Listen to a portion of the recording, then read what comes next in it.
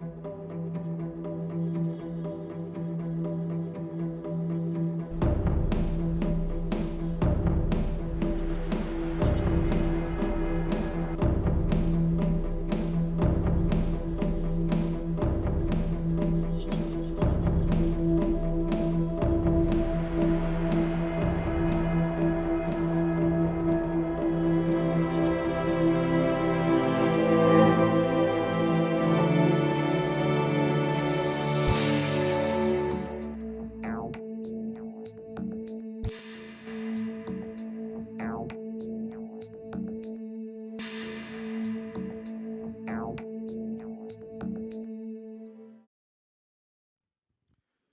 bien, bienvenue à la Cité de la Réussite, bienvenue à vous toutes, à vous tous, et merci aux courageux du dimanche matin qui ont bravé un peu le froid et le sommeil pour venir jusqu'à nous. Venez, il y a de la place encore devant, n'hésitez pas, vous êtes les bienvenus. On vient, voilà, vous êtes à l'heure, on n'a pas encore commencé, donc tout va bien. Voilà, la diplomatie climatique au défi de la fragmentation du monde, et j'allais dire, en regardant le titre générique de la Cité de la Réussite cette année, de la défiance très forte qui fragilise nos démocraties. Chacun s'accorde à dire qu'il y a un momentum international nouveau, on va essayer de le décrypter avec nos trois panélistes, avec une exceptionnelle gravité. On sent bien qu'il y a une crispation, on change de cycle de la mondialisation. Il y a l'urgence climatique, on la sent, j'allais dire, chaque jour davantage, à travers des événements climatiques d'une intensité, d'une fréquence. Et on a l'impression que la diplomatie climatique s'essouffle. On est en plein dans l'actualité. Franchement, on ne pouvait pas mieux tomber. Ça a été bien organisé de mettre ça ce dimanche matin, puisque vous avez sans doute vu l'actualité qui montre que le système de multilatéralisme en matière climatique, qui se traduit à travers les COP, et bien la COP 29 s'est terminée, on ne va pas dire sur un demi-succès, plutôt sur un échec. On le décryptera aussi, notamment avec Valérie Masson-Delmotte. Donc voilà, cette tension entre un monde de plus en plus complexe, d'affrontements de puissance, d'affrontements culturels aussi, on y reviendra avec Bertrand Badi, eh bien se percute aussi cette crise climatique. Et tout ça, évidemment, met un climat de tension général. Alors, pour en parler ce matin, d'abord je vous dis un peu comment ça va se passer. Vous connaissez le système de la Cité de la Réussite, c'est-à-dire que c'est les étudiants qui ont préparé un certain nombre de questions qui vont mener une bonne partie de la discussion. Et puis évidemment, vous aussi, le public, vous aurez la possibilité aussi de vous exprimer et de poser vos questions. Je me présente d'un mot, je suis Vincent Giret, je dirige un nouveau média qu'on a lancé au mois d'avril qui s'appelle 2050 NAO. C'est un média qui est au plus près de la science, c'est un média 100% digital. Je vous en prie, venez, il y a encore de la place, vous êtes les bienvenus. Voilà, 2050 Now, c'est un média 100% digital. Vous pouvez vous abonner sur Instagram, sur YouTube, sur des formats plus longs, sur une newsletter un lundi sur deux. Et puis, on a une offre professionnelle à travers un nom de Green Universe, qui est un média dédié aux professionnels de la transition énergétique qui fait partie du sujet. Je ferme la parenthèse pour accueillir, et je vous demande de les applaudir, nos trois panélistes. Valérie Masson-Delmotte, climatologue, directrice de recherche au CEA, au sein du laboratoire des sciences du climat et de l'environnement. Et pendant 8 ans, Valérie, de 2015 à 2023, vous avez co-présidé le groupe de travail numéro 1 du GIEC, le groupe d'experts intergouvernemental du climat, et qui s'intéresse précisément aux bases physiques du climat. Donc vous avez aussi participé au consensus international. Vous direz d'ailleurs qu'il existe depuis longtemps et que de ce côté-là, le consensus n'a pas bougé. Les scientifiques, eux, savent travailler ensemble. Samantha Besson, juriste, professeur au Collège de France, titulaire de la chaire de droit international des institutions, et voilà, qui pense aussi la transformation du droit international et l'irruption de nouveaux acteurs sur la scène, sur la scène publique, sur la scène internationale, en plus des États, et c'est bien évidemment une partie de notre sujet très important. Et puis, l'ami Bertrand Badi, professeur émérite aux universités de Sciences Po, vous le connaissez parce qu'il est très présent dans les médias aussi, grand spécialiste des relations internationales, et qui a développé au long de ses nombreux ouvrages une théorie des relations internationales, bien évidemment, qui sera extrêmement utile, importante pour décrypter ce momentum dont je vous parlais à l'instant. Et puis donc, nous aurons les questions d'un certain nombre d'étudiants qui ont préparé cet échange avec nous. Émilie Combre, Valentin Genet, oui c'est ça, pardon, excusez-moi, Noah Nouf-Voisin, Ophélie Reiss et Gabriel Vignon. Voilà, vous aurez dans quelques instants la parole pour vous adresser directement aux panélistes. Je commence juste... il faut que je prenne... Qu'est-ce qu'il faut que je fasse? Le mettre contre un peu plus haut la main. Voilà, merci.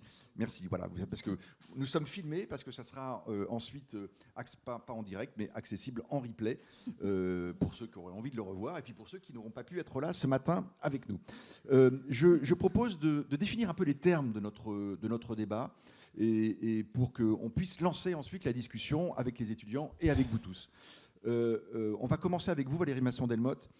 Sur la question de la diplomatie climatique. Quand je vous ai interrogé là-dessus, je me dis, ah oui, attendez, il y a d'abord la diplomatie scientifique, parce que c'est ça, voilà, en tant que scientifique, et celle-ci, elle marche, elle fonctionne, et si on peut redonner quand même un peu le champ, dans la diplomatie climatique, ça date plutôt des années 80, de la fin des années 80, mais dans la diplomatie scientifique, ça a commencé plus tôt, parce que les scientifiques ont fait ce travail préalable d'harmonisation des diagnostics et de l'état de la recherche qui a permis de construire ce consensus. Oui, et en fait, ce qui est très frappant quand on est scientifique et que, par exemple, on participe à la rédaction d'un rapport du GIEC en fait, qui évalue l'état des connaissances, il y a beaucoup plus de similitudes entre les scientifiques, par exemple, en physique du climat, quel que soit leur pays d'origine, que entre les diplomates de ces différents pays, même lors de l'approbation de ces rapports. C'est assez frappant, donc, cette différence. Et si on rappelle en fait l'état des lieux par rapport à l'influence humaine sur le changement climatique, donc la compréhension du rôle, notamment de la combustion d'énergie fossile, sur l'effet de serre, son rôle dans l'accumulation de chaleur dans le climat et la caractérisation des risques, ça s'est construit depuis le milieu du 19e siècle jusqu'au milieu du XXe siècle. Dès la fin des années 50, dans le monde scientifique, c'était bien compris. Le premier briefing d'un président américain en 1965, c'est là où c'est rentré dans le cadre de la gouvernance, mais aussi les acteurs des énergies fossiles, les industriels des énergies fossiles, avaient déjà aux États-Unis, notamment par leur association, ces connaissances. Premier rapport qui a fait date, c'est le rapport Charney de l'Académie des sciences américaines, 1979, qui soulignait la gravité de la situation, l'ampleur des risques graves pour le développement humain.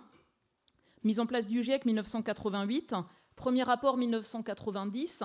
Suite à cela, notamment et d'autres enjeux, la mise en place de la Convention cadre des Nations Unies sur le changement climatique 1994, je crois, sa mise en œuvre concrète. Protocole de Kyoto, et puis 2015, notamment l'accord de Paris sur le climat. Donc ce sont quelques dates clés. Et d'un autre côté, ce qu'on peut aussi faire, nous, comme scientifiques, c'est suivre les conséquences de la construction diplomatique internationale, ce cadre international, sur, par exemple, les émissions de gaz à effet de serre. Donc on voit qu'elles baissent dans 26 pays, mais elles continuent à augmenter au niveau planétaire, plus lentement qu'avant, un ralentissement de la déforestation, un ralentissement du CO2 émis dû aux énergies fossiles, les scénarios de très fortes émissions de gaz à effet de serre avec énormément de recours au charbon, moins plausibles aujourd'hui, un cadre mondial sur ce qu'est l'adaptation au changement climatique, ce qu'est une adaptation par anticipation transformatrice qui s'est construite notamment à la COP 28 en 2023. Voilà donc quelques exemples de la manière dont on peut lire à la fois ce constat scientifique qui n'a fait que s'affiner, le cadre international notamment lié à la Convention des Nations Unies sur le changement climatique, qui s'est traduit aussi par des contributions déterminées nationalement qui permettent de suivre les implications, le décalage entre ce que les pays eux-mêmes se sont fixés, limiter le réchauffement largement sous 2 degrés, l'aspiration à le contenir à 1,5 degré, et puis la réalité de l'action pour le climat aujourd'hui. Et on peut dire, Valérie, que l'accord de Paris 2015 a marqué précisément, a cristallisé cette coopération avec un engagement de 196 États et que ça continue quand même à produire des effets. Vous verriez comme ça ou vous seriez plus... En fait, on rentre dans le dur. Pourquoi on rentre dans le dur ? Parce que c'est seulement l'année dernière, à la COP 28, qu'a été défini ce qu'est le volet transition énergétique, et notamment la sortie des énergies fossiles. Voilà, on rentre dans le dur. On rentre dans le dur à tel point que dans la décision de la COP 29, c'est même pas mentionné, qu'on a une succession de COP dans des pays producteurs d'énergie fossile, et qu'on a un ensemble de tensions dans de nombreux pays du monde sur finalement l'implication sur les politiques d'action pour le climat aux États-Unis, en Europe ou ailleurs. Donc on est vraiment pour moi dans le dur où le point névralgique, ça touche au financement dans chaque pays, mais au financement entre pays pour permettre d'accélérer sur la sortie des énergies fossiles, de la décarbonation, pour permettre de répondre aux besoins d'adaptation avec toutes ces questions de justice climatique, responsabilité historique, capacité à agir, vulnérabilité. Et puis également, dans tous les pays du monde, on fait aussi de plus en plus face à l'aggravation des pertes et des dommages. Je fais référence au rapport du Haut Conseil pour le climat. Vous regardez nos rapports en France, 2022, 2023, 2024, les pertes de rendement agricole, les limites à l'assurabilité pour certains territoires, l'ampleur du coût économique des dommages liés au changement climatique.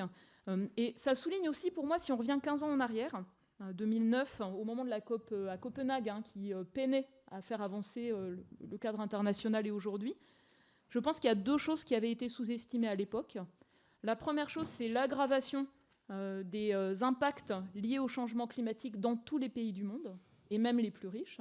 Ça a été très largement sous-estimé. L'impact sur les écosystèmes et leurs services, on a perdu en France la moitié du puits de carbone des forêts gérées, par exemple, en 10 ans, ça n'avait pas été anticipé. Et puis, troisième volet, on avait aussi sous-estimé la baisse du coût, par exemple, de la production d'électricité photovoltaïque, dont en réalité, la baisse dans le monde des coûts a été beaucoup plus rapide, ce que les meilleurs spécialistes de l'énergie anticipaient.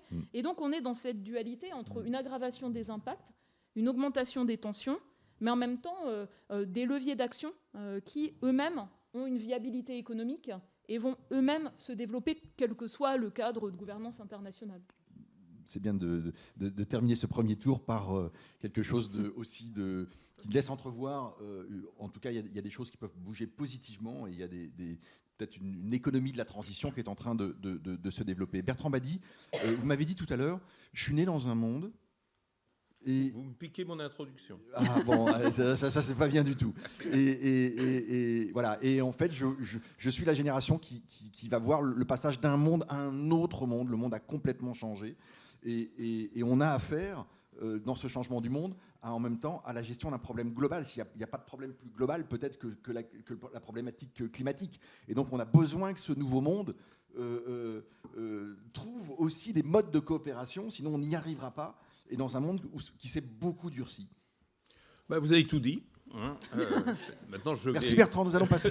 Je vais développer, si vous voulez. Mais c'est vrai, ma génération est une génération folle, parce que nous sommes nés dans un monde international et nous allons mourir dans un monde globalisé. Nos amis étudiantes et étudiants qui sont présents ici, elles et eux, sont nés et vont, bien sûr, hélas, disparaître dans le même monde. Et vous ne pouvez pas vous imaginer à quel point cette transition dont ma génération est témoin, et dans l'histoire, il y a très peu de générations qui peuvent être témoins d'un changement de logiciel aussi fondamental, vous ne pouvez pas vous imaginer comment cette génération a du mal à réagir, a du mal à s'adapter. Et dans cette génération, qu'y a-t-il? Les princes de ce monde, les gouvernants, ceux qui décident, qui sont nés, qui ont été formés, éduqués dans un monde interétatique et qui maintenant ont face à eux un monde globalisé. Alors un monde interétatique, c'est quoi?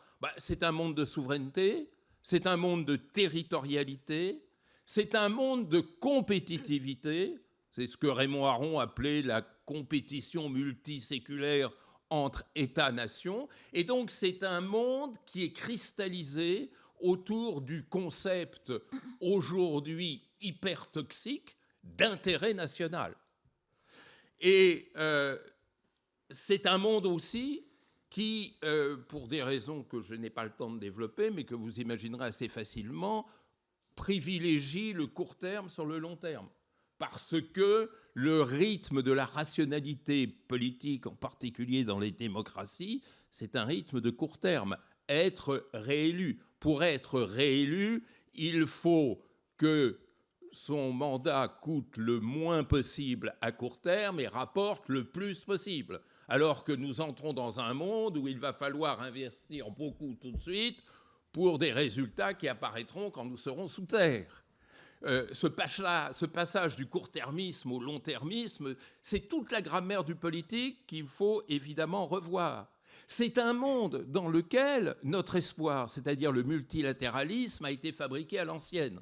Parce que malheureusement, Wilson a gagné sur Léon Bourgeois. c'est-à-dire une vision d'équilibre. Je savais que ça allait vous agacer, ça. Une vision d'un multilatéralisme limité à l'institutionnalisation de l'équilibre de puissance, ce qui a donné le malheureux Conseil de sécurité, contre lesquels il est extrêmement difficile de réagir en créant ce multilatéralisme social pour lequel Boutros-Ghali, Kofi Annan ont tant donné, et aussi le PNUD, son rapport sur la sécurité humaine de 1994. Le nouveau monde, ce monde globalisé, que l'on a du mal à définir. Vous savez que quand on veut coller un étudiant, on lui pose comme question « définissez la mondialisation », on est sûr de le retrouver en septembre. C'est-à-dire que c'est un concept très difficile dont on ne perçoit que les symptômes et non véritablement l'essence et la substance. Et ces symptômes, ils sont l'exact contraire de ce qu'était notre système international.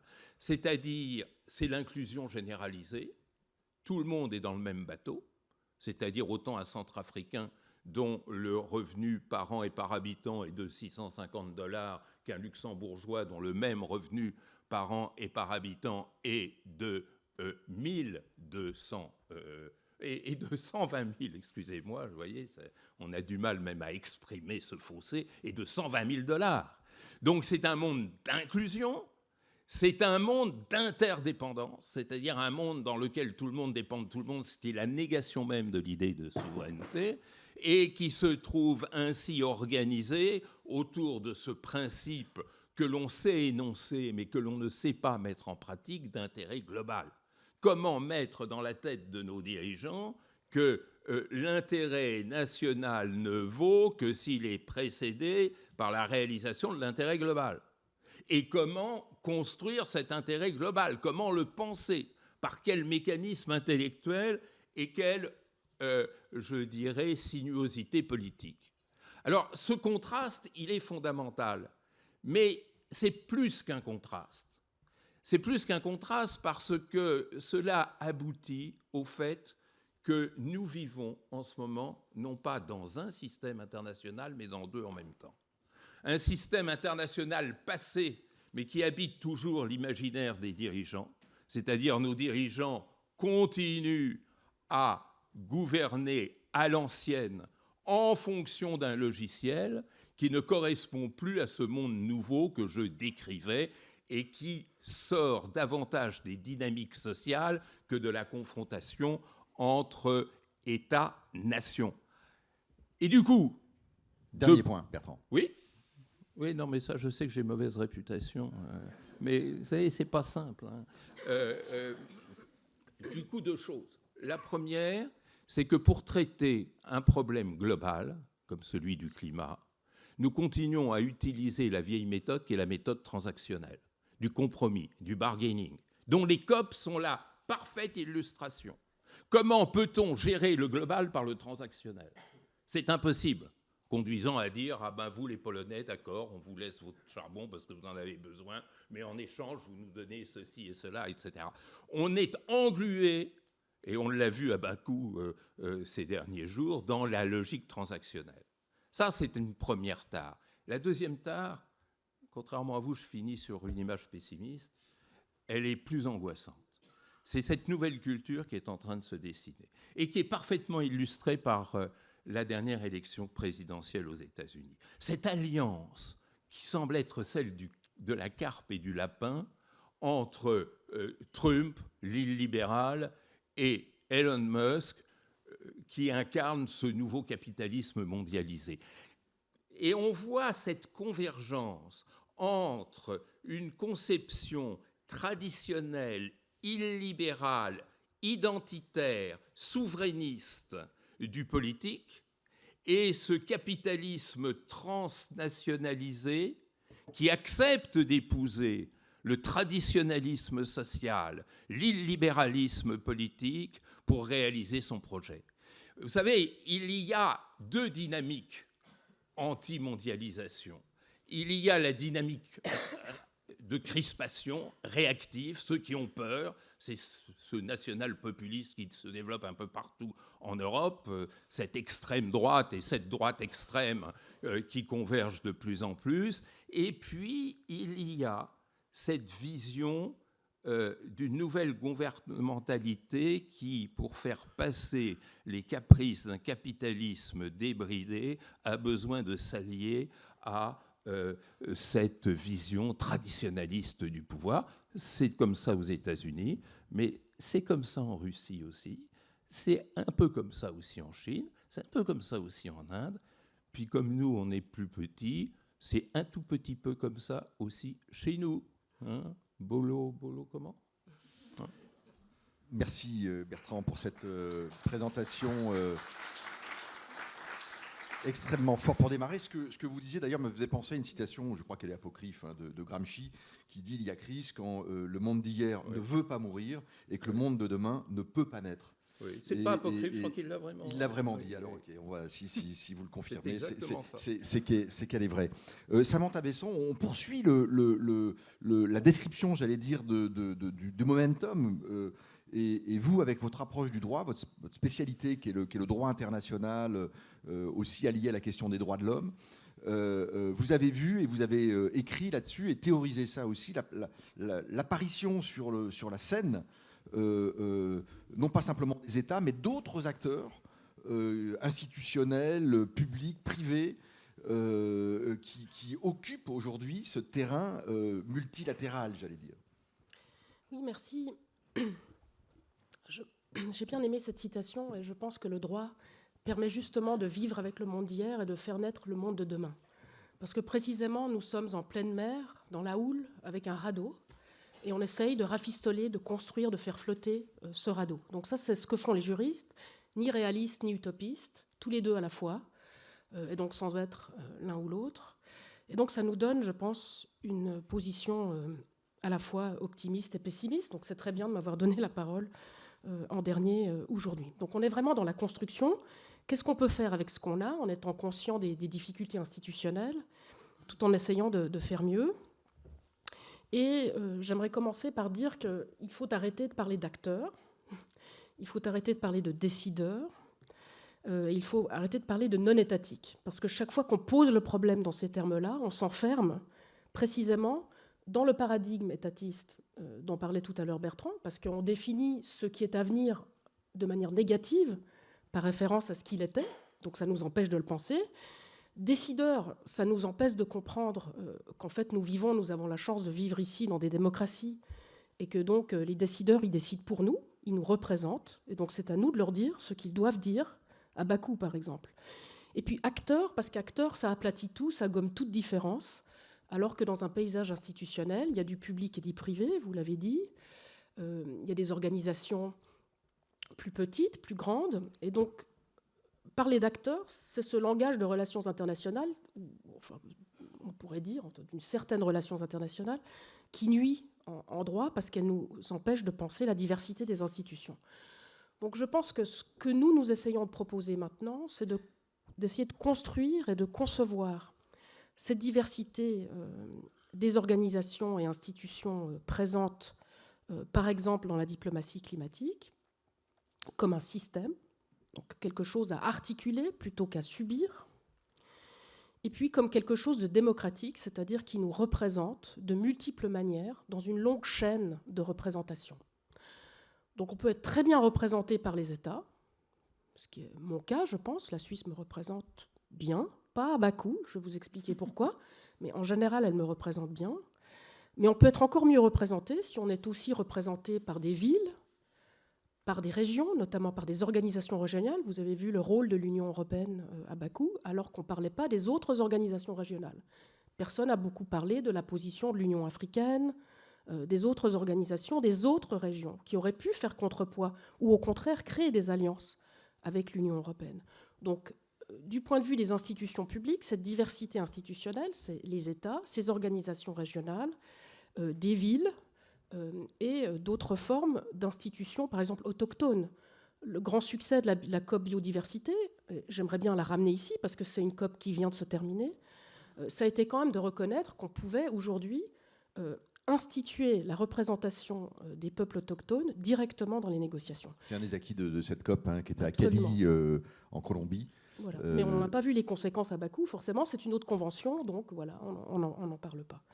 Donc c'est ça que je pense qu'il faut construire aujourd'hui de manière démocratique, donc représentative, et de manière systémique. Mais c'est du travail, parce qu'il faut cesser, comme j'ai dit tout à l'heure, de parler d'acteurs, de décideurs et de non-étatiques, et il faut accepter, pour nous, et il faut faire le travail juridique, de créer des statuts avec des droits et des obligations pour ces institutions, de les articuler dans le droit international, ce qui n'existe pas encore, et donc, et peut-être de partager une partie de la souveraineté. Et là, je reviens à ce que vous disiez tout à l'heure. Alors, pour terminer, je dirais que, bon, bien sûr, je partage le diagnostic qui a été fait par Bertrand tout à l'heure, mais je pense que cette polarisation qu'on vient de vivre, évidemment, elle est regrettable, mais j'aurais envie de dire enfin. Enfin, ces différences entre le Nord et le Sud, et ça évoque ce que vous avez dit tout à l'heure, ici à ma droite, enfin, ces différences entre le Nord et le Sud sont là, elles sont sur la table, elles sont claires, et enfin, les inégalités de l'ordre juridique international sont ouvertement visibles aux yeux du monde, parce que le droit international du climat, pour l'instant, il gomme les inégalités matérielles au profit d'égalités formelles, et donc on nie ces énormes différences de pauvreté, l'injustice historique qui nous a amenés à cette situation. Et donc, au contraire, je pense que grâce à Bakou, finalement, on a des bases saines sur la visibilité de l'inégalité pour construire maintenant une justice climatique en dehors de la finance climatique. Je pense qu'on y reviendra plus tard avec les questions des étudiants. Je pense que le libéralisme environnemental actuel est vraiment très problématique et j'ai des propositions aussi à faire dans cette direction. On y reviendra et on vous écoutera avec plaisir. Ce qui est intéressant, je souligne une chose, Samantha, vous me direz si je me trompe, mais alors je ne vais plus parler d'acteurs, je vais parler plutôt de parties prenantes, ou en tout cas un tissu nouveau d'interaction. Et en vous écoutant, je me disais, mais au fond, ce tissu-là, il peut remettre aussi de l'énergie positive, une meilleure prise en compte de toutes les parties prenantes. C'est un système beaucoup plus inclusif d'une certaine manière, mais là, dans un mode positif qui peut peut-être du coup avoir plus de prise sur les réalités. Oui, mais alors justement, vous voyez, partie prenante, c'est un autre terme qui s'est invité à la place d'acteur. Partie prenante et inclusivité, le problème, c'est participer pour participer. Donc chacun vient parce qu'il est ce qu'il est. Comme dans les assemblées citoyennes, chacun vient, pas parce qu'il est citoyen, membre de quelque chose, mais parce qu'il est ce qu'il est. Donc c'est cet atomisme, cet individualisme qui est un problème politique national, qui est aussi un problème politique international. Et donc les peuples autochtones, je pense qu'ils sont très intéressants pour ça, parce qu'eux, ils instituent leur représentation. Ils ne se laissent pas faire par des ONG qui aimeraient soi-disant les représenter sans qu'ils aient aucune prise. Et donc je pense que l'inclusion, c'est bien, parce que évidemment c'est une dimension de la démocratie, la participation, mais ce n'est pas participation pour participation. Il ne faut pas oublier qu'il faut organiser la représentation. Comment est-ce qu'une ONG représente ses membres ? Est-ce que vous êtes représenté par les ONG que vous soutenez financièrement ? Pas toutes, malheureusement. Certaines ont des assemblées d'ONG, mais d'autres non. Et donc, ces questions, elles sont vraiment importantes et elles sont gommées par ce discours d'inclusion pour l'inclusion. Voilà, on voit bien, l'inclusion pour l'inclusion, ça donne quoi ? Ça donne une délégation suisse, j'ai promis que je vous parlerai de manière critique de mon gouvernement, parce que diplomatie, ça veut dire aussi confiance. Normalement, un diplomate, on lui donne crédit, il présente des lettres de crédit, et moi, je ne me sens pas très bien représentée, je ne me suis pas très bien sentie représentée par la délégation suisse à Bakou. Pourquoi ? Parce que d'abord, on ne nous a pas vraiment demandé ce qu'on voulait que la Suisse défende à Bakou, mais surtout dans la délégation, il y avait qui ? Il y avait Nestlé. Donc les entreprises suisses, Économie suisse, qui est une sorte d'organisation des entreprises suisses, a délégué Nestlé pour les représenter dans la délégation suisse. Vous pouvez peut-être dire qui représentait les entreprises pour l'environnement pour la France ? Alors dites-le. Patrick Pouyanné. Ben voilà. Donc vous voyez, ça c'est justement participer pour participer. Je veux dire, on ne se pose même pas la question de la représentation et de l'articulation de la délégation. Une délégation diplomatique, elle doit être articulée juridiquement. On doit savoir ce qu'elle représente exactement et pour qui. Donc voilà. Merci à vous trois. On démarre sur de bonnes bases cet échange. C'est extrêmement riche. On voit bien l'intérêt d'avoir trois regards sur ce nouveau momentum et surtout sur ce nouveau monde dont parlait Bertrand. La parole maintenant vous revient, chers étudiants. ou étudiante, je ne sais pas qui. Alors voilà, il faut que vous preniez le micro qui est... Voilà, effectivement, merci à vous. Et c'est vous qui... Bonjour à toutes et à tous. Je m'appelle Valentin Genet, je suis élève ingénieur en sciences des données à l'INSEE Paris. Et j'aimerais rebondir sur l'actualité, notamment avec ce que vous avez dit, Madame Valérie Masson-Delmotte, concernant la COP29. Pourquoi peut-on dire que globalement, la COP29 est un échec? Et qu'est-ce que cela en dit concernant la diplomatie climatique aujourd'hui? Alors, en fait, la COP29 avait des objectifs assez limités. Elle a été coordonnée par l'Azerbaïdjan qui avait en fait assez peu de démonstration de ses qualités de mener la diplomatie climatique. Et c'est également un pays dont l'économie dépend principalement des énergies fossiles, encore plus que les Émirats arabes unis. Et donc parmi les peu d'objectifs, il y a bien sûr l'enjeu de poursuivre la mise en œuvre de l'accord de Paris. Et donc 9 ans après sa définition, il y a eu la finalisation des aspects techniques portant sur les marchés carbone, qui est perçu par certains observateurs et scientifiques comme une fragilité, c'est-à-dire le recours à des mécanismes de marché de compensation carbone au détriment d'une réelle action sur la réduction des émissions, dont on sait en fait que cela peut être peu efficace, voire saper en fait les efforts réels de décarbonation. Néanmoins, c'est un point qui est en attente depuis 9 ans sur la définition de ces marchés carbone. Voilà, c'est-à-dire qu'en fait, une entreprise ou un État peut acheter... Par exemple, la Suisse, elle peut investir dans des bus électriques en Malaisie plutôt que réduire ses propres émissions, voilà. Ce qu'elle fait. Tout à fait. Voilà, un exemple. Ou alors une entreprise, d'ailleurs. Enfin, voilà. Donc, malgré en fait la caractérisation qui existe, des limites à ce recours à des crédits carbone, on a la poursuite de cet agenda néolibéral, je crois, c'est le terme que vous utilisiez, comme un des aspects de l'action pour le climat, qui a d'ailleurs toujours été soutenu par les États-Unis. Le deuxième aspect, en fait, décevant, c'est la conduite de la négociation, le respect de tous les représentants de tous les pays qui se sont fortement exprimés à la fin, notamment parce que le président de la COP a tapé du marteau sans regarder la salle. Et donc, ça a suscité de très nombreuses réactions. Donc, sur le point clé Notamment qui était à régler avant la COP 30 concernant le financement de l'action pour le climat. Donc, quelques aspects. Jusqu'à présent, le financement de l'action pour le climat, c'était à hauteur de 100 milliards par an, l'objectif qui était issu de l'accord de Paris, qui a été péniblement atteint ces dernières années.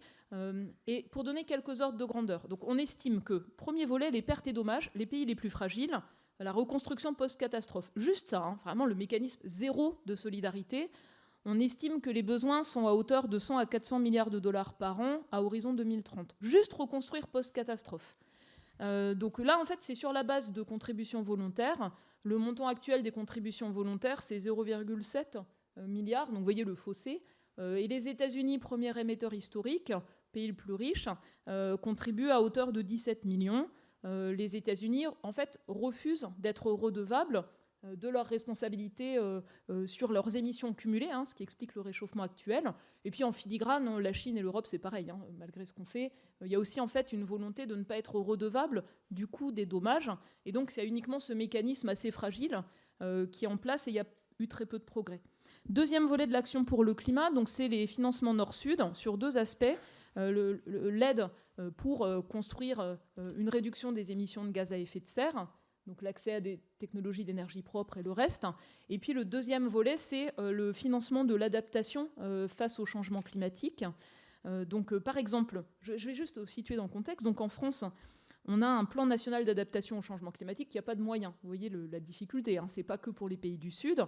Donc on est partout dans une vraie difficulté à financer cette adaptation qui est essentielle pour limiter en fait l'escalade des pertes et des dommages. Et pas simplement une adaptation réactive, mais par anticipation. Donc, la Convention climat a esquissé dans un rapport technique cette année ce qu'est cette adaptation transformatrice par anticipation.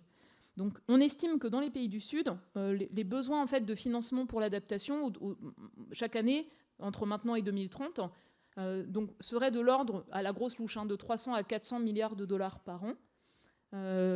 Et jusqu'à présent, sur les 100 milliards qui étaient mis sur la table, il y en avait à peu près 20% qui allaient à l'adaptation. Donc on voit le fossé qui est considérable.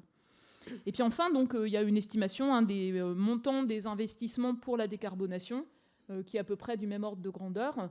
Et donc cette demande des pays du Sud d'abonder à hauteur de 1300 milliards à peu près, reflète à peu près l'état des connaissances sur le coût de la transition et de l'adaptation et des pertes et dommages. Et on voit que là, l'accord, c'est simplement un plafond, en fait, un minimum, autour de 300 milliards de dollars. Et la décision ne spécifie pas ce qu'on compte ou pas dans la finance climat. Par exemple, si les États-Unis décident de continuer à investir pour subventionner des projets d'énergie fossile dans des pays du Sud, en arguant, par exemple, que le gaz permet de réduire les émissions par rapport au charbon, cela pourrait être compté dans des financements climat. Voilà, donc cela fait partie vraiment des points majeurs, des limites, en fait, à ce qui a été acté à Bakou. Et on a souvent dit que c'était une COP un peu intermédiaire, que la COP de l'an prochain, qui aura lieu au Brésil, serait une COP très importante aussi parce qu'elle sera portée par un pays peut-être avec davantage de leadership que celui dans lequel... et puis surtout qui compte énormément en matière, je parle sous votre contrôle, mais d'équilibre de la biodiversité et de la régulation du climat. Donc c'est un pays continent quasiment qui a un rôle en fait dans le système global qui est extrêmement important. Et bien évidemment la question du leadership aussi jouera aussi. Donc, oui, et sur la route entre Bakou et Belém, ce qui se joue, c'est la réactualisation des contributions nationales des différents pays, c'est-à-dire ce qu'on met sur la table, avec même en Europe une vraie difficulté à esquisser ce que sera l'objectif de l'Union européenne. Pas à horizon 2030, mais sur la trajectoire 2030-2040. C'est un enjeu considérable pour chaque pays, l'Union européenne et les autres. Et puis, la dernière chose que je voulais mentionner, c'est aussi ces dualités, c'est-à-dire le Brésil actuel, avec le gouvernement actuel qui remet les enjeux environnementaux dessus, mais le Brésil aussi, un des acteurs majeurs de l'agro-industrie. Et moi, ce que j'ai vu dans le cadre des rapports du GIEC, c'est les deux points de blocage durs de nombreux pays. C'est toute référence même scientifique aux énergies fossiles et toute référence même scientifique à l'agro-industrie, notamment pour la production de viande. Et là, le Brésil, dans le cadre des rapports du GIEC, avec l'Argentine, a tout fait pour atténuer finalement les formulations très claires liées à ce sujet-là. Ouais, donc il ne faut pas non plus être candide par rapport à la multitude d'intérêts de chaque pays. Voilà, exactement. Est-ce que Samantha ou Bertrand voulait dire un mot sur cette question, peut-être sur les Valérie soulignait que oui, c'est le jeu aussi du jeu international. Les COP se situent aussi dans des pays qui sont des producteurs d'énergie fossile. Mais plus que ça. Plus que ça, parce que ce qui était absolument incroyable lors de cette COP29, c'est un phénomène que j'appellerais de captation diplomatique. C'est-à-dire que inutile de revenir sur l'ampleur de l'enjeu et à quel point cet enjeu est déterminant pour l'humanité tout entière, mais la politique de l'État d'accueil, et ce n'est pas le premier dans le genre, je peux donner d'autres exemples en remontant dans le temps, c'est de ramener à cette COP29 à trois caractéristiques qui sont quand même très, très particulières. Un régime autoritaire et dictatorial, vous savez, il y a plus de gens en prison que chez soi. Deuxièmement, un pays effectivement producteur de pétrole, et c'est quand même fascinant de voir que dans le discours d'ouverture, le président d'Azerbaïdjan a déclaré que le pétrole était un don de Dieu. Après tout ce qui se dit sur l'énergie fossile, c'est plus qu'une provocation. Et puis le troisième élément, c'est un pays qui a une diplomatie extraordinairement agressive. Je n'ai pas besoin de vous parler de la guerre menée sous une forme ou sous une autre depuis des décennies contre l'Arménie, avec... et c'est en cela que l'Azerbaïdjan est tout à fait significatif de ce que j'appelle la diplomatie d'aubaine ou de l'union libre diplomatique, voire du polyamour. C'est-à-dire, pour combattre... l'Arménie, l'Azerbaïdjan s'allie en même temps aux djihadistes qu'on va prélever sur le champ syrien et à Israël. C'est-à-dire que les djihadistes combattent côte à côte avec les instructeurs israéliens l'Arménie. Bon, et tout ceci crée un cafouillage dont la diplomatie française a été victime, puisque c'est l'une des principales à soutenir l'Arménie aujourd'hui.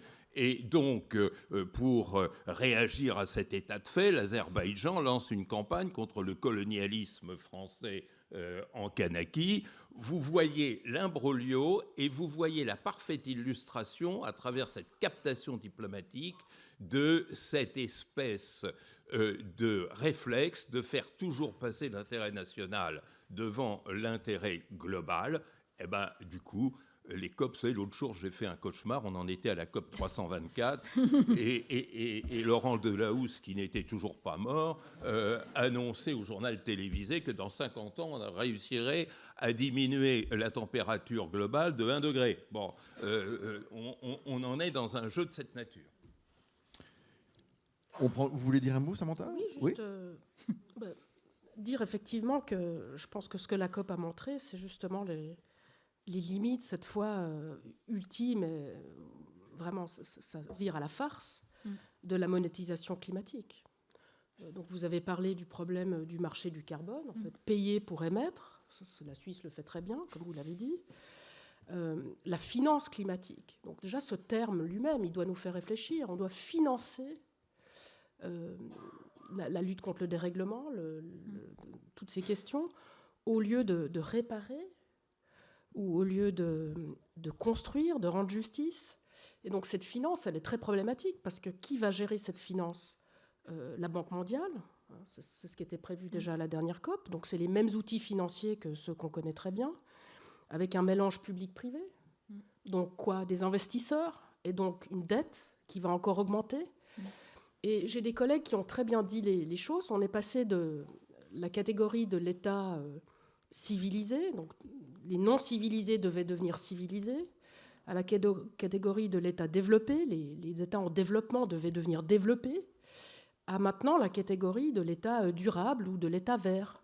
Et donc on va investir, on va les forcer à investir pour devenir vert ou durable, comme nous on l'entend, de ce qu'est un État vert ou durable. Et donc, cette situation, je pense qu'elle est vraiment maintenant évidente pour tout le monde. Enfin, en tout cas, dans cette salle, il me semble que la monétisation a montré ses limites. Et donc, j'aimerais recapturer peut-être les catégories que vous avez présentées tout à l'heure. Je pense qu'on a vraiment besoin de justice climatique, à la fois corrective, donc c'est toutes les réparations. Et ça, il faut vraiment mettre en place maintenant un raisonnement de réparation. La réparation, ce n'est pas de l'aide, ce n'est pas de la finance. Et puis, de la justice distributive. Et donc là, c'est justement permettre, pour l'avenir, une répartition équitable des charges du dérèglement climatique. Donc c'est à la fois rétrospectif et prospectif, comme vous l'avez dit, et donc une justice à la fois corrective et distributive. Je sais qu'il y a une des questions des étudiants qui va en parler, donc je m'arrête là, mais je pense que vraiment, c'est sur la table maintenant. Merci de nous aider à penser de nouvelles catégories. Valérie, le point précédent, oui. Sur la compensation carbone, pour essayer d'illustrer vraiment les choses de manière très pragmatique. Vous achetez un billet d'avion, ça émet des gaz à effet de serre. Parfois, c'est pour un loisir, ce n'est pas nécessairement un impératif. Pour vous donner bonne conscience, on vous propose de planter un arbre. D'accord ? Ça fait partie de ces mécanismes en fait, de compensation carbone, et on a des risques d'accaparement de terre à grande échelle, sur la manière dont c'est fait, où c'est fait, pourquoi faire, avec quel mécanisme de délibération. On ne vous propose pas de contribuer à la reconstruction post-catastrophe dans un petit État insulaire dont les infrastructures ont été mises à plat parce que l'intensité d'un ouragan a été rendue beaucoup plus forte dans un climat plus chaud. C'est ça, en fait, la question de détourner l'attention. Voilà.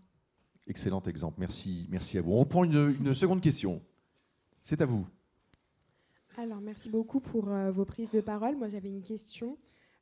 Concernant justement cette augmentation, alors je ne saurais les appeler acteurs, parties prenantes non étatiques, entreprises, ONG, sphères scientifiques, collectivités locales, savoir comment justement dans vos sphères scientifiques, dans le droit international, vous pouvez justement participer à la création de ces nouveaux narratifs, de ces nouvelles constructions, de ces nouvelles représentations afin de les instituer. On a parlé des peuples autochtones et je pense que c'est un bon exemple. Donc, comment vous pensez ces représentations? Samantha, je crois que c'est pour vous. Oui, alors, non, mais ce sera très intéressant. Merci beaucoup de votre question. Ce sera très intéressant d'entendre mes collègues aussi. Bon, alors je pense que, je l'ai dit tout à l'heure, je pense qu'il faut du droit qui institue ces organisations et qui organise la chaîne de représentation dans les négociations. On ne l'a pas pour l'instant parce qu'on a un fatras d'acteurs qui s'invitent et qui participent pour participer. Et le succès, c'est l'inclusion. On voit le succès que ça donne en négociation, pas grand-chose, mais au moins on pourra dire qu'on a été inclusif. Donc ça ne va pas du tout. Il faut changer ça. Alors comment est-ce qu'on change ça? On a des exemples historiques.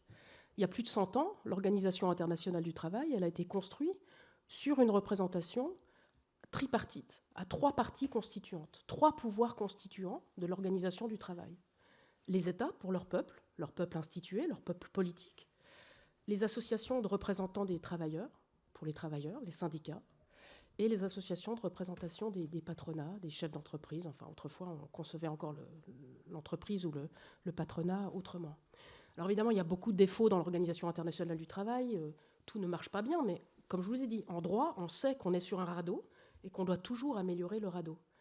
Et donc, il y a des sources d'inspiration. Malheureusement, les organisations internationales contemporaines, comme l'Organisation mondiale de la santé, elles ont encore une approche des ONG ou des entreprises qui est une approche purement fonctionnelle ou instrumentale. On va les faire participer quand ça rapporte quelque chose. Là, on a parlé tout à l'heure avec Nestlé, Pouyanné. On va les faire participer quand elles ont un savoir particulier qu'on peut exploiter, une expertise, donc il y aura une sorte d'autorité épistémique, ou quand elles sont un relais intéressant d'exécution. Et ça, c'est typiquement la manière dont l'Organisation mondiale de la santé inclut ou n'inclut pas les organisations de la société civile. Et donc, vous voyez, en 100 ans, tout est dit, quoi. Voilà le contraste.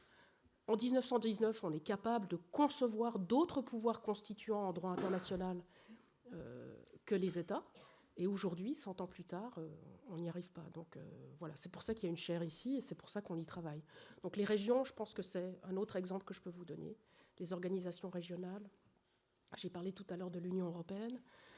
Et si on arrivait à avoir entre organisations régionales ou entre villes, parce qu'entre villes, ça existe déjà, des plateformes pour le climat entre les villes globalisées, les villes globales, je pense qu'on pourrait déjà contribuer un petit peu plus à cette institutionnalisation. En tout cas, la volonté est là, les solutions viennent, mais il faut les écouter, il faut les entendre, et il faut les partager. On parle beaucoup des scientifiques comme étant les sciences dures, mais nous aussi, en sciences humaines, on travaille scientifiquement à la construction de meilleures institutions. Et donc, c'est ce qu'on fait ici, et c'est ce que vous faites, vous, avec vos questions. Donc, est-ce que vous diriez, Samantha, si je vous suis, que le sujet est pas mal bloqué par en haut et qu'il y a peut-être une façon, en fait, de remettre de la pression et de la solution en passant par des territoires, par des villes, par des organisations régionales, parce que précisément, c'est peut-être là où il y a plus de consensus, où les gens savent déjà qu'ils sont affectés déjà par le réchauffement, qu'ils ont besoin aussi de logique d'adaptation, et que finalement, il y a une prise de l'action qui est peut-être plus concrète, et que là, pour le coup, on peut peut-être inventer quelque chose de nouveau à cette échelle-là. Oui, tout à fait. Donc les gens contrôlent mieux leurs institutions parce qu'elles sont plus proches. C'est ce qu'on sait des organisations fédérales. Et donc c'est le cas, clairement, on a plus de contrôle sur nos organisations régionales comme l'Union européenne que sur d'autres. Les villes, c'est un très bon exemple. Il y a des études sur les villes chinoises, sur les communes en Chine, où on voit qu'on a beaucoup plus de contrôle sur cet échelon-là que sur l'échelon national chinois. Donc une meilleure représentation et puis surtout une meilleure compréhension de la vulnérabilité. Donc vraiment avec des inondations, des montagnes qui nous tombent sur la tête. Là, de nouveau, je parle comme Suissesse. Mais en France aussi, on le sait bien. Enfin, vous voyez bien vos vallées montagnardes avec une paysannerie de montagne qui ne sait plus comment travailler. Et donc vraiment, oui, cette proximité en démocratie très importante. Absolument. Bertrand, Valérie ? Oui, moi je continuerai à parler d'acteurs. Alors, c'est parce que en sciences politiques, la science politique, c'est la petite sœur de la sociologie. Un sociologue, si on ne lui parle pas d'acteurs, ou il prend un tranquillisant, ou il va se coucher. Enfin, c'est pas possible. Donc, quel est le problème ? Le problème, c'est que l'acteur était, dans l'ancien système international, connu a priori, c'était l'État qui est le seul sujet de droit du point de vue du droit international et qui est le seul acteur concevable parce que garant justement de ce principe souverainiste et territorial qui fondait l'ancien ordre international.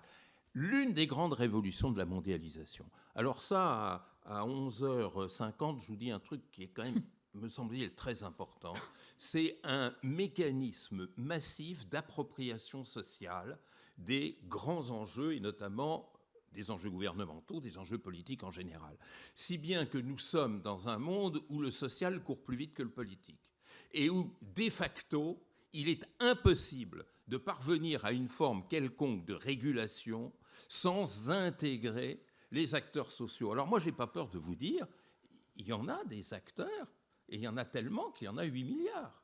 C'est-à-dire nous sommes passés d'un monde où le politique était entrée interdite. Je me rappelle d'un ministre des Affaires étrangères que je nommerai pas, français, qui a dit à mes étudiants, vous savez, admettre la société dans les questions diplomatiques, ce serait comme admettre la famille d'un malade dans la salle d'opération. Non, tout ça c'est fini. Tout ça c'est fini. C'est-à-dire on est dans une logique que l'on ne contrôle même plus d'appropriation sociale de l'ensemble des mécanismes politiques. Ce qui veut dire d'abord que les acteurs se définissent maintenant de par leur fonctionnalité et non de par leur institutionnalité, c'est-à-dire que tout acteur qui est pertinent dans l'action qu'il déploie par rapport aux questions globales est de facto un acteur qu'il faut associer à la décision. Et dans les années 80, ça fait quand même maintenant plus de 40 ans, on a inventé le concept de gouvernance pour parler justement de cette coopération nécessaire d'acteurs. Et ça veut dire aussi quelque chose que le grand politiste états-unien Robert Putnam a mis en évidence, ce qu'il appelle le multi-level game, c'est-à-dire que le jeu international, c'est plus d'État à État, c'est d'abord une négociation d'État à société, des différentes strates de la société, et ensuite une négociation horizontale entre États, mais qui n'est possible que si préalablement il y a une négociation avec le social. Donc tous les jeux sont bouleversés, et cela renvoie à quelque chose dont on n'a pas encore parlé, qui est fondamental, c'est le changement de sens du concept de sécurité. C'est-à-dire, pourquoi le Conseil de sécurité des Nations Unies est bloqué ? Parce qu'il a une vision archaïque de la sécurité, c'est-à-dire l'équilibre de puissance. En décembre, vous me corrigerez si je me trompe dans la date, 2019, il y a eu une session élargie du Conseil de sécurité sur les questions climatiques. Et le délégué russe, M. Nebenzia, je ne sais pas si vous voyez qui c'est, mais quand on voit, on a peur, M. Nebenzia a eu le culot de dire « parler de climat au Conseil de sécurité », est non seulement inutile, mais contre-productif. Contre-productif de parler de sécurité climatique au Conseil de sécurité. Ce qui veut dire que seuls les acteurs étatiques ont le droit de parler de sécurité, ce qui invalide du coup toutes ces sécurités nouvelles. Un mot de Valérie, ensuite on reprendra. Oui, d'ailleurs, moi j'avais été auditionnée dans un mode pas formel, une formule ARIA, par le Conseil de sécurité de l'ONU sur la question de la montée du niveau de la mer, qui est une question vitale pour de petits États insulaires, mais aussi pour de grands deltas agricoles. Et à l'époque, c'était le Vietnam qui portait cette réflexion. Et donc, premier volet sur ce point-là, on voit en fait, il faut quand même rappeler ce qui s'est passé depuis l'accord de Paris. Pandémie, inflation, guerre, militarisation. Enfin, c'est aussi des éléments de contexte. Du coup, effectivement, les questions de sécurité remontent. Et à mon sens, il y a en fait une construction intellectuelle, notamment des mouvements populistes d'extrême droite partout, qui éliminent de la réflexion sur la sécurité nationale le niveau de réchauffement planétaire et ses implications pour la sécurité des biens et des personnes. Donc ça, je veux le souligner de manière très claire. Et puis la sécurité d'approvisionnement énergétique, les enjeux de souveraineté, ils présentent des mélanges de contraintes et d'opportunités par rapport à l'action pour le climat. Contraintes liées à la sortie des énergies fossiles pour ceux qui en dépendent, mais opportunités pour justement des énergies renouvelables produites localement. Et puis un bouleversement du champ géopolitique par rapport à la fois à la maîtrise des technologies bas carbone industrielles et par rapport aux matériaux critiques pour la transition. Si on parle de graphite, de lithium, de cuivre, on voit bien qu'on rebat les cartes aussi des rapports de force dans le monde. On n'en a pas parlé, mais c'est un point très important. Véhicule électrique, leader mondial, BYD, c'est plus Tesla. Voilà. Donc, quelques exemples de ce point-là qui sont importants. Alors, j'ai parlé en fait un peu des entreprises en filigrane. Je veux revenir là-dessus. Donc, les entreprises, elles ont un rôle aussi sur le cadre réglementaire, les normes qu'elles se fixent au niveau international. Et on a cet enjeu en fait du reporting extra-financier, pour lequel l'Union européenne a fait des avancées majeures, qui vont être remis en question. C'est déjà le cas aux États-Unis. Notamment, un certain nombre de procureurs d'États très dépendants des énergies fossiles ont contesté ce cadre juridique de reporting extra-financier. Et pourquoi ? Parce qu'on est dans le dur. Si on veut sortir des énergies fossiles et investir vers ce qui est porteur de solutions, il faut une capacité à tracer pour des investisseurs les profils, en fait, à la fois de risques physiques, mais aussi de risques de transition associés à différents types d'entreprises. Et donc, la construction de ce cadre réglementaire, pour laquelle les États jouent un rôle important, elle est assez essentielle. Et ça va être un objet de tension croissant, il me semble. La question aussi, en fait, des différents acteurs, elle pose la question pour nous, moi je parle comme scientifique du climat, de la manière dont on produit les connaissances, qui les produit, pourquoi, des valeurs sous-jacentes. Par exemple, dans mon domaine, on produit des services climatiques, c'est-à-dire une information en appui à la gestion de risque ou à l'adaptation. Avec qui on le fait ? Pour qui ? Quelles sont les valeurs sous-jacentes ? Est-ce qu'on le fait pour les grandes entreprises, les assurances, qui eux-mêmes vont se désengager des secteurs les plus exposés pour leur propre modèle économique ? Ou est-ce qu'on le fait pour aider les personnes dans les contextes les plus vulnérables en s'appuyant sur leurs connaissances locales, les acteurs de terrain dans les villes, les connaissances autochtones, pour construire cette imbrication de savoir entre les savoirs académiques et puis les savoirs concrets d'expériences locaux ? Ce sont des questions de fond, en fait. On n'a même pas de cadre éthique pour ça. Il est encore en cours de construction. Et en filigrane, derrière cela, on a des rapports de domination très brutaux à tous les niveaux. Et je veux terminer sur un point que je veux souligner, c'est les risques d'unilatéralisme majeur. Donc moi, je vois un risque majeur d'unilatérisme américain sur le fait que les États-Unis ne veulent pas être redevables de leurs responsabilités. Donc ils sont dans un dilemme, en fait. L'aggravation des pertes et des dommages, des impacts, y compris aux États-Unis. Les délibérations en ce moment sur la question de la géo-ingénierie solaire sont un point à regarder avec une très grande attention. Il n'y a pas de cadre de gouvernance. Il y a de nombreuses questions éthiques sur la recherche, l'expérimentation. Et pour moi, ça fait aussi partie d'une incertitude encore plus grande sur le cadre, en fait, des délibérations internationales vis-à-vis des questions climat. Très intéressant. Samantha, vous vouliez ajouter quelque chose. Et aux États-Unis, bien évidemment, en plus, on a un nouveau président qui va vouloir déréguler encore plus. Oui. Et précisément, voilà, déjà, on n'a pas beaucoup de cadres sur les sujets que vous évoquez là, mais on risque d'en avoir encore moins. Samantha. Oui, peut-être pour rebondir sur ce qu'a dit Valérie, sur l'importance de la diversité des savoirs climatiques. Je pense que c'est absolument essentiel de ne pas oublier ça et de ne pas oublier que ce n'est pas qu'une question d'éthique, comme vous l'avez dit, c'est une question de droit. Il existe un droit de l'homme à participer au savoir, à la science. C'est un droit international qui est peu connu, mais qui mérite d'être rappelé, qui donne à toutes les communautés scientifiques et à tout un chacun le droit de participer à l'élaboration des savoirs scientifiques. Et donc, quand on parle de diplomatie scientifique, le danger, c'est d'oublier ces autres savoirs et cette diversité des savoirs.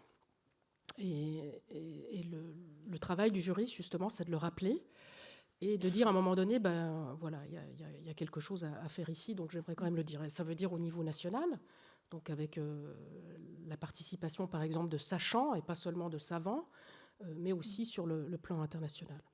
Après, ce que vous disiez sur la géo-ingénierie, de nouveau, il y a du droit. Il ne faut pas seulement appeler l'éthique, il faut appeler à faire respecter le droit. De nouveau, il y a du droit international, notamment le droit de l'homme à la science, qui nous demande d'anticiper les sciences dangereuses. Il faut simplement prendre ce droit de l'homme au sérieux et s'en saisir. Et nous, les juristes, nous sommes là aussi pour travailler avec les scientifiques et pas seulement, contrairement à ce que l'on entend souvent, pour leur mettre les bâtons dans les roues. Souvent, c'est ça qu'on oppose aux juristes. Ici, vraiment, nous sommes les garants d'une bonne science, d'une science diverse, d'une science participative, d'une science complexe qui puisse nous amener à répondre aux défis complexes qui sont posés.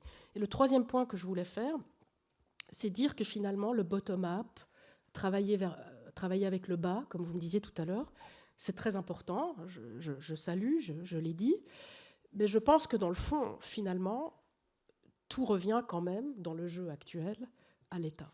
Et donc cet État, je l'ai dit, les diplomates, ils nous représentent, ils ont notre confiance, ils devraient nous représenter.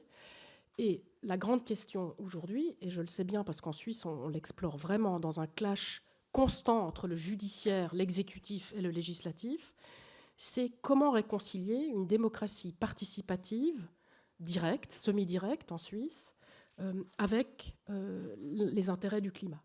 Comment réconcilier intérêts sociaux, donc pauvreté, vulnérabilité, sens du mépris, du rejet, notamment par les scientifiques ou par les politiques, avec la démocratie. Et nous venons de rejeter une loi sur la biodiversité en vote populaire.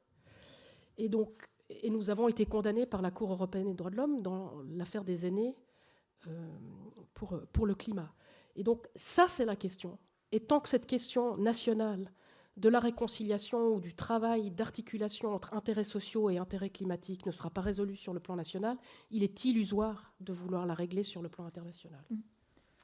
Ouais, Alors, un demi-mot, parce qu'il faut qu'on avance ensuite. Juste un mot, l'importance des villes, elle est très bien comprise.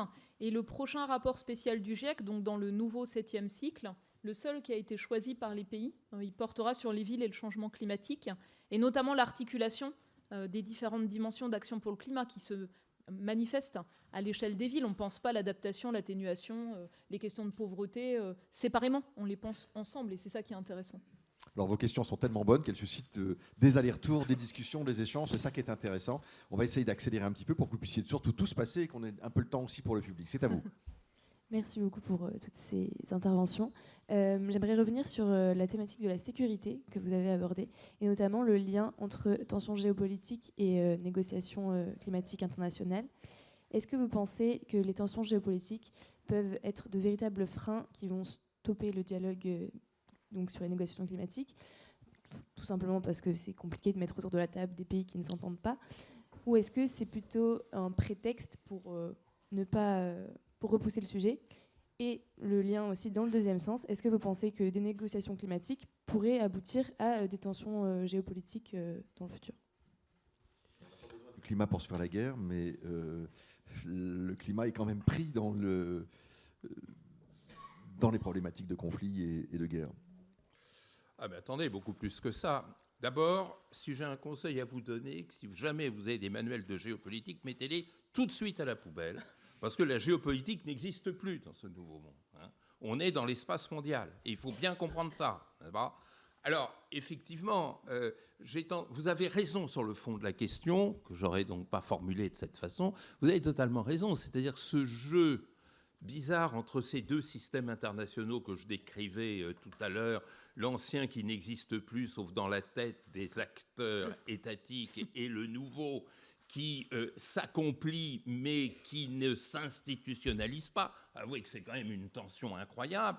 Dans ce jeu-là, la réaction des États, elle est d'abord pour beaucoup négationniste.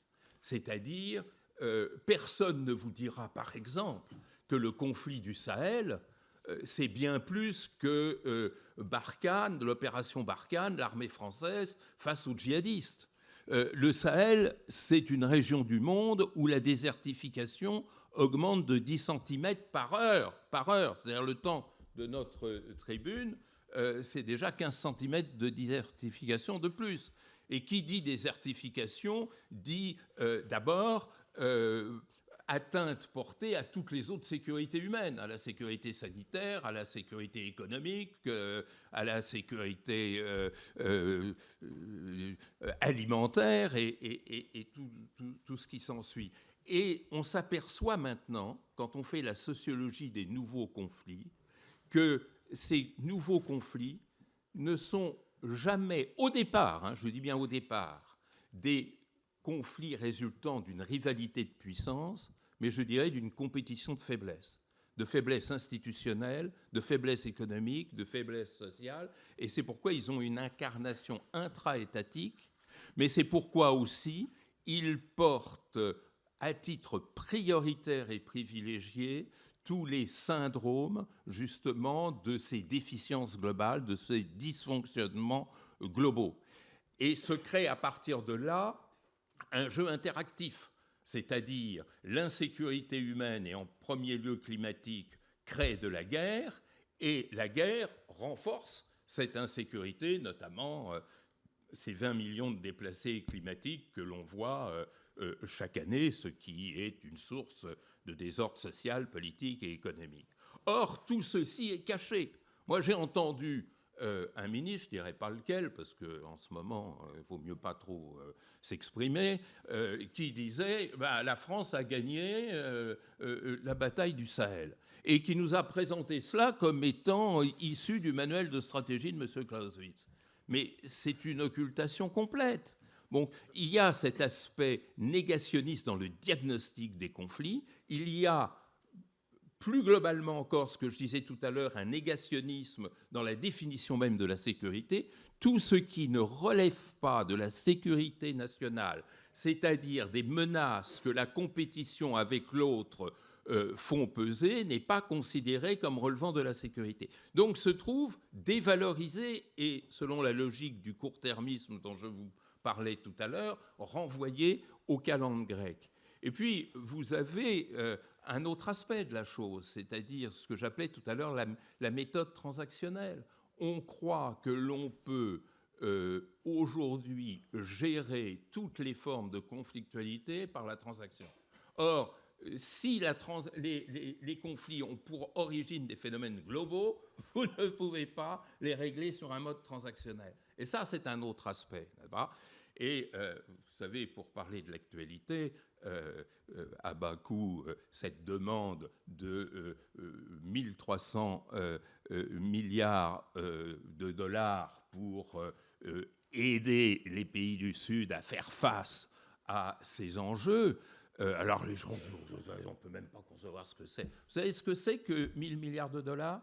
C'est le budget de défense, budget militaire annuel des États-Unis. Ce que les États-Unis dépensent en un an pour leur défense. Alors, je ne suis pas de ceux qui naïvement diraient on peut ramener à zéro le budget militaire des États-Unis. Ce n'est pas du tout ce que je dis, mais c'est un, pour vous montrer que l'ordre de grandeur n'est pas aussi effrayant que cela, et que deux, dès lors que l'on considère que la sécurité, ce n'est pas seulement de se protéger contre le voisin, pardon, pour prendre un exemple de voisin, mais que c'est quelque chose de plus global et de plus essentiel, eh bien, effectivement, on pourrait bouger très, très vite. Mais je termine par là où j'ai commencé. Il n'y a plus de géopolitique. C'est-à-dire que tout se joue à travers un processus complexe d'interaction sociale et d'interaction entre le local et le global, qui fait que si vous continuez à utiliser votre grammaire de la géopolitique, vous aggravez la chose plutôt que la résoudre. Donc, à la poubelle, la géopolitique. Valérie ? Oui, on peut aussi avoir des lectures propres à différents groupes de pays. Par exemple, l'Union européenne avait construit une très grande dépendance au gaz russe. Suite à l'invasion de l'Ukraine par la Russie, en fait, on a construit une très grande dépendance au GNL américain importé, voire des effets de verrouillage sur les contrats commerciaux. Voilà, donc c'est des clés de réflexion sur les tensions géopolitiques, les enjeux d'indépendance, de sécurité d'approvisionnement, de coût de l'énergie, de compétitivité des entreprises, un enjeu majeur pour l'Europe, le coût de l'énergie, et la question d'accélérer la décarbonation ou au contraire d'acter une dépendance aux énergies fossiles dans la durée. Et ce que je veux également mentionner, c'est de mon point de vue, à quel point l'eau est un vecteur de l'injustice climatique, donc l'effet d'un climat qui se réchauffe sur les sécheresses agricoles, sur les pluies extrêmes, et à quel point la construction de la paix résiliente dans un climat qui va continuer à changer, elle va dépendre à la fois de l'action pour le climat. Ces décennies maintenant, elles sont vraiment critiques. On va vers 3 degrés en fin de siècle sur la base des politiques publiques. Estimation médiane. Si les promesses des pays sont mises en œuvre, celles qui sont conditionnelles et non conditionnelles, celles qui sont formulées à horizon 2035, on irait vers 2,5 degrés en fin de siècle. Et si on infléchit les trajectoires vers les promesses net zéro, qui ne sont pas encore plausibles, mais c'est vraiment la question de ce qu'on va faire entre 2030 et 2040, alors on pourrait limiter le réchauffement proche de 2 degrés. Donc on est vraiment sur ce qui se passe maintenant, critique par rapport à l'escalade des risques en fin de siècle. Mais l'autre volet de la construction de la paix résiliente, c'est la qualité des institutions, y compris transfrontalières, et notamment l'utilisation soutenable des ressources et des ressources en eau. Et regardez les conflits récents. et projetez-vous dans un monde plus sec, que ce soit à l'est de l'Ukraine, au Proche-Orient ou ailleurs. La question de l'utilisation soutenable des ressources, elle est centrale. Et c'est aussi une question d'adaptation. Allez, question suivante. Alors bonjour. En Europe, on voit que le pacte vert est de plus en plus remis en cause par la droite européenne. Il était issu d'un travail diplomatique énorme. On voit que le règlement sur la déforestation importée a été retardé. La droite menace d'en changer la teneur. Pareil pour le CSRD. Est-ce que vous pensez qu'on a affaire seulement à un retardement ou est-ce qu'on va vers un recul, un détricotement de ce pacte vert ? Alors, qui veut s'y coller Valérie? Voilà, le risque d'un backlash, en tout cas, existe, on le sent. Il y a voilà, des entreprises qui résistent et qui considèrent que la CSRD... Il y a un risque, en fait, simplement de mise en conformité. Le backlash, il est déjà acté à la fois par rapport au pacte vert, mais aussi par rapport aux engagements de Kunming-Montréal sur la biodiversité dans le secteur agricole. C'est acté. C'est déjà là. Donc la question se pose sur d'autres secteurs. Le reporting, le cadre réglementaire pour les entreprises... Voilà, c'est un retard d'un an pour l'instant. Et ensuite, il y a des secteurs importants concernés par le pacte vert européen. Je pense au transport, je pense au bâtiment. Il faut observer ce qui va se produire. Et donc, c'est une responsabilité collective qui s'exprime à la fois au niveau du Parlement européen, mais qui s'exprime aussi au niveau du Conseil de l'Europe, en fait, actuellement. Bertrand, tu veux ajouter cette Oui, sur cette dimension? Cette question est extraordinairement importante parce que nous sommes là à un carrefour. Comment interpréter cette nouvelle phase du climato-scepticisme tel qu'il se développe, notamment à droite et à l'extrême droite, puis aussi un petit peu ailleurs également. Parce qu'il y a deux interprétations possibles. Et moi, je ne suis pas spécialiste des mouvements d'extrême droite, mais je lis le même intérêt chez les spécialistes de l'extrême droite. Soit on considère que c'est un phénomène de crispation et de rejet de la mondialisation, qui sociologiquement s'expliquerait très bien, c'est-à-dire la mondialisation crée de la peur parce que la mondialisation, c'est la déstabilisation de 3 siècles qui ont contribué à fabriquer le cerveau, notamment le cerveau européen et accessoirement le cerveau nord-américain. Et donc, on assiste... Alors, dans un premier temps, on parlait de démondialisation. Puis, on s'est peu à peu aperçu que c'est idiot de parler de démondialisation. Le jour où on a inventé la brouette, il y a des gens qui devaient aussi militer pour la débrouettisation parce que la chose était considérée comme dangereuse, etc. Démondialisation, ça veut strictement rien dire. Alors, on passe à quelque chose de pire. C'est-à-dire, on se met à... exprimer sa peur de la transition, justement, à travers l'idée que la mondialisation est punitive. Et cette idée de mondialisation punitive, qui devient vite l'idée de l'écologie punitive, que c'est un secteur de la pensée, vient notamment de l'extraordinaire frustration de la société américaine qui était persuadée que la mondialisation allait accomplir le modèle américain. On parlait de fin de l'histoire, de fin des idéologies, de triomphe du modèle américain. Puis on s'aperçoit qu'en fait, ça favorise davantage la Chine et donc ça a provoqué cette réaction qui est le trumpisme. Bon, alors, c'est peut-être une crispation passagère, puis ça va passer. Ça, c'est la vision optimiste. Moi, je reste quand même très marqué par l'espèce de cohérence que l'on veut donner à ce mouvement climato-sceptique à travers cette alliance entre ce capitalisme mondialisé et le pouvoir illibéral. Et dans la pensée d'un certain nombre d'entrepreneurs économiques, c'est très clair dans le discours de certains d'entre eux, l'idée selon laquelle le nouveau capitalisme mondialisé ne pourra parfaitement s'accomplir que dans un monde totalement dérégulé et donc qui n'aura pas à subir la pression de ces régulations en matière climatique, mais pas seulement en matière climatique. Le Covid nous a appris qu'il y a un vrai problème de santé mondiale et puis l'alimentation mondiale. La faim tue 10 millions de personnes chaque année, c'est-à-dire l'équivalent de 8 attaques sur le World Trade Center tous les jours pendant un an. Bon, donc tout ça, ça va impliquer une nouvelle régulation et il y a cette alliance terrible entre un pouvoir politique souverainiste qui ne veut pas entendre parler de cette régulation transnationale Et ce capitalisme néolibéral qui veut se défaire de tout carcan normatif. Cette alliance, elle me fait très très peur. Et donc, c'est peut-être, à mon sens, la vraie explication, j'espère que non, mais de ce mouvement qu'il ne faut pas négliger. L'important, c'est qu'on retrouve, non seulement dans l'extrême droite, mais dans la droite française. Samantha Besson.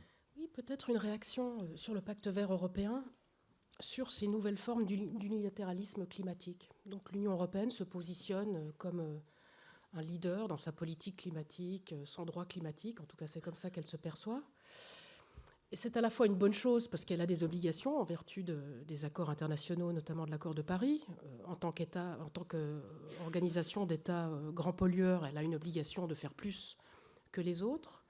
Mais paradoxalement, elle le fait en externalisant son problème. Donc si vous prenez par exemple le mécanisme d'ajustement du carbone à la frontière, donc elle protège son marché, elle a l'impression de faire quelque chose, elle donne l'impression à ses États membres de faire quelque chose pour le climat. Mais en fait, qu'est-ce que ça fait? Ça appauvrit encore plus les États exportateurs vers l'Union européenne qui ne peuvent plus exporter.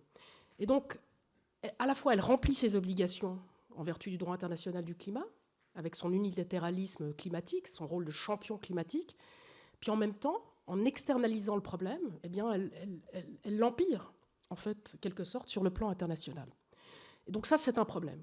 Et il faut y remédier. Il faut y remédier d'abord en faisant en sorte que le droit climatique européen se pense comme un droit collectif, donc soit avec un autre échelon régional, comme je l'ai dit tout à l'heure, donc travailler à un pacte vert interrégional, si on n'arrive pas à le rendre multilatéral tout de suite, et puis surtout faire peser les principes du droit international sur ce droit unilatéral du climat en faisant en sorte qu'il soit équitable. Aujourd'hui, le principe de responsabilité commune mais différenciée, il est simplement évoqué dans le préambule de ces instruments juridiques européens, mais jamais mis en action.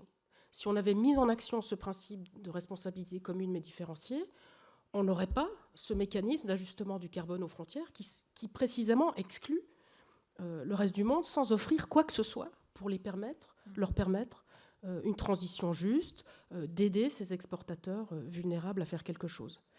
Et la troisième chose qu'il faut faire, et là, je suis désolée, je reviens à ce que j'ai dit tout à l'heure, cette réconciliation entre intérêts sociaux et intérêts climatiques, ce n'est pas seulement un enjeu national démocratique essentiel, mais c'est un enjeu européen essentiel. Et le Parlement l'a bien compris, puisque le Parlement s'est positionné avec 14 États et l'Organisation mondiale de la santé en faveur du traité de non-prolifération des énergies fossiles.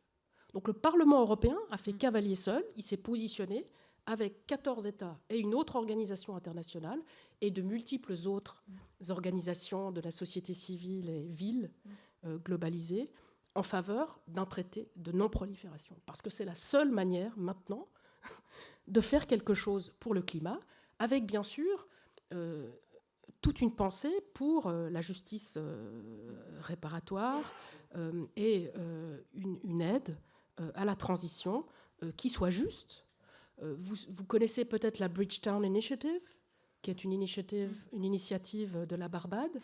Elle est à son stade 3.0 maintenant. C'est vraiment un très beau projet économique qui essaye de repenser les instruments de la finance contemporaine et du droit international pour proposer quelque chose de pragmatique qui prenne ce qu'on a, le radeau, et essaye de le reconstruire de manière un petit peu meilleure.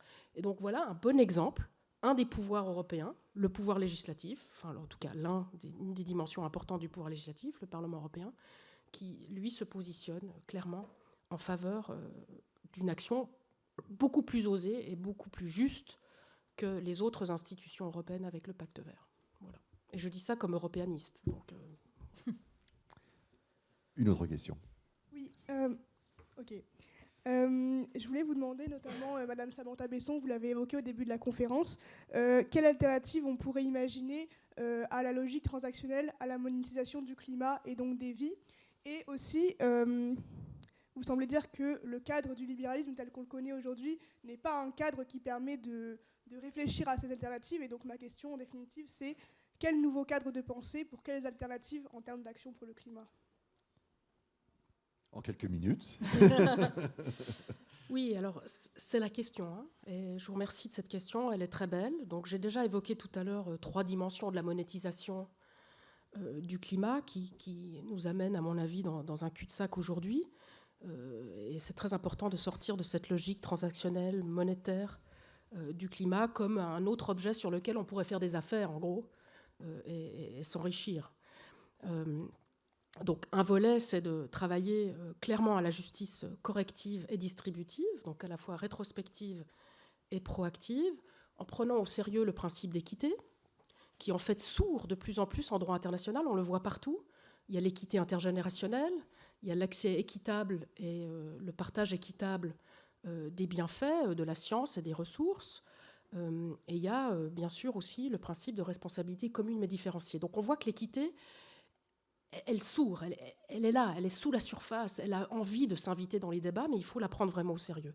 Et prendre au sérieux l'équité en droit international du climat aujourd'hui, ça veut dire à la fois ne pas la surlégaliser, de ne pas essayer de la mettre dans une boîte où on réduirait l'équité à la réparation historique, par exemple, à la justice historique. C'est concevoir qu'on peut jouer l'équité en fonction des circonstances sur plusieurs critères. Ça peut être les capacités financières, ça peut être les capacités techniques, ça peut être les besoins, ça peut être le mérite, ça peut être la causalité. Enfin, voilà, c'est beaucoup plus complexe et beaucoup plus riche qu'on l'imagine. Et ça veut dire aussi ne pas la délégaliser. Parce que la grande tendance aujourd'hui, c'est de dire qu'on va faire de l'équité sans droit, qu'on va faire de la justice sans justice, en gros. On va réduire l'équité, par exemple, à des arguments, par exemple, de marché. C'est ce qu'on a fait pour les vaccins. Hein. On a dit qu'on a une distribution équitable parce qu'on a un mécanisme de partage des bienfaits de la science fondé sur la transaction, sur le marché, sur des contrats. On voit comme ça a bien marché. Hein. Et c'est ce qu'on fait de nouveau pour Ebola maintenant. Et donc, pardon, pour Mpox maintenant. Et donc, c'est très frustrant de voir les juristes soit surlégaliser, soit sous-légaliser ou accepter la délégalisation de l'équité, alors qu'on doit vraiment cultiver cette équité aujourd'hui en droit international. Donc voilà des pistes sur lesquelles on travaille, et ça veut dire aussi faire ça en droit de l'homme. Vous savez qu'aujourd'hui on attend des grandes décisions, notamment de la Cour interaméricaine des droits de l'homme, la Cour internationale de justice prochainement. On a eu 3 décisions de la Cour européenne des droits de l'homme. On peut encore faire mieux, c'est-à-dire qu'elles sont très intéressantes, ces décisions, elles seront très intéressantes pour la Cour interaméricaine. Mais souvent, au risque de déplaire à Valérie, je pense que quand elle touche à des questions difficiles, justement des questions de distribution, des questions de causalité, des questions d'équité, eh bien, elles vont chercher dans la science une réponse. Au lieu de développer des arguments juridiques et des arguments justes et équitables en droit, comme on sait si bien le faire et comme on l'a fait depuis des siècles. Voilà. Alors, on terminera à 12h30 précise, mais on va prendre 2 ou 3 questions de la salle en même temps. Donc, il y a 3 bras, c'est les 3 premiers. Est-ce qu'il y a un micro à faire passer, s'il vous plaît? Voilà, à côté, on commence. Question courte, s'il vous plaît, si vous voulez qu'on puisse vous répondre. Bonjour, donc on a vu déjà juste avant la conférence, la COP de Bakou, l'Union européenne avec une volonté de remonter à 37% les taxes sur les voitures électriques chinoises, et donc dans la même veine que les États-Unis et leurs 100%. Donc ce serait plutôt une marche arrière face aux solutions climatiques, et comment réussir à trouver des solutions multilatérales pour le changement climatique plutôt que de retourner à un protectionniste et une réponse unilatérale complète. Merci. Question aussi de la souveraineté, du coup. Bonjour, merci pour votre présence. J'ai une question sur une table ronde sur la diplomatie diplomatique. Et j'observe qu'on n'a pas de diplomate d'ailleurs à la table, peut-être qu'ils ont tous refusé. Et je me suis toujours demandé, vous allez peut-être pouvoir y répondre, est-ce qu'il ne faudrait pas commencer par changer les règles justement du Conseil de sécurité de l'ONU, de faire rentrer l'Inde, de faire rentrer le Brésil, éventuellement de faire rentrer l'Union européenne, et de porter les sujets climatiques au sein de ce Conseil, plutôt que dans des COP où effectivement on a des centaines d'acteurs, on ne comprend plus le fonctionnement en tant que citoyen de la délibération. Ça sera une question pour Bertrand Badi. Monsieur.